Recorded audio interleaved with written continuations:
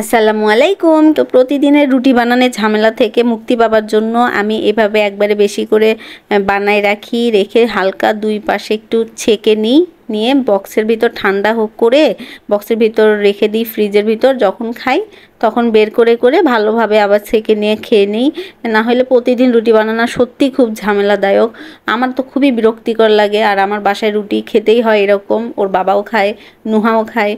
তো চলেন আজকে আমাদের পাখির বাচ্চাগুলো বড় হয়ে গেছে সেটা আপনাদের দেখাবো। ওর বাবা উপরে বসে আছে আর এই তো মা ভিতরে ওর বাচ্চার সঙ্গে বসে আছে। তো খাঁচার ভিতরে আমি মোবাইল ঢুকাইছি, ওর বাবা মনে করছে আমি হয়তো ওর বাচ্চা নিয়ে চলে যাব, এমনভাবে তাকাইছিল। তো মাশাল্লাহ এরা তো বড় হয়ে গেছে। আর এই তো টোনাটুনি সারাক্ষণ দুজন একসঙ্গে থাকে। আর লাভবার তো কিছুতেই বাড়ায় না, আমি কাছে গেলে ভয়ে হাড়ির ভিতর থাকে। আর এই তো ফিন্স পাখি, ওই যে সারাদিন কি খোঁজে ওই ভালো জানে। তো এই তো আমাদের হচ্ছে পাখি।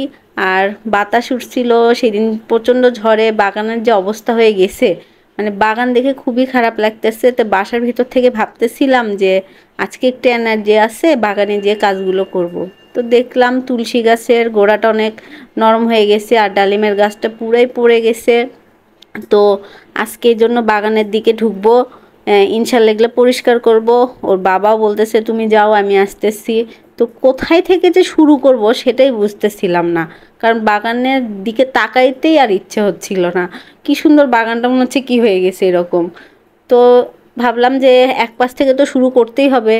তো আমি লেগে পড়ছি। আর এই যে কাঁঠাল দেখলাম মাশাল্লাহ, এগুলোর কোনো ক্ষতি হয়নি বা একটা পড়ে যায় নাই। তো ভাবলাম ফার্স্টে ডাঁটা শাকের এই পাশ থেকেই শুরু করি, কারণ ডাঁটা শাক এই জন্য তুলে ফেললাম, কেমন জানি গোড়াগুলো মোটাও হচ্ছে না।